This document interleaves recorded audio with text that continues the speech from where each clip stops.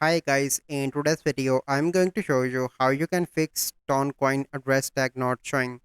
So once you try to send Toncoin from Tonkeeper, so here you are on the Tonkeeper.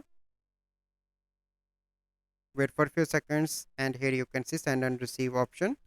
So this one for example, and here you can see address, and the second one is tag, so Toncoin tag. But if you are using the Binance exchange, you will get the tag and you can use that, but in other exchanges like Bybite and Bitget, you will not see this, and that is optional. So make sure you use Binance so that you will get this tag that you can use easily here. So this is the process that you need to follow. So I hope you find this video helpful. If you find this video helpful, must like this video, subscribe to our YouTube channel for future videos. We'll see you in the next video. Thank you, have a good day.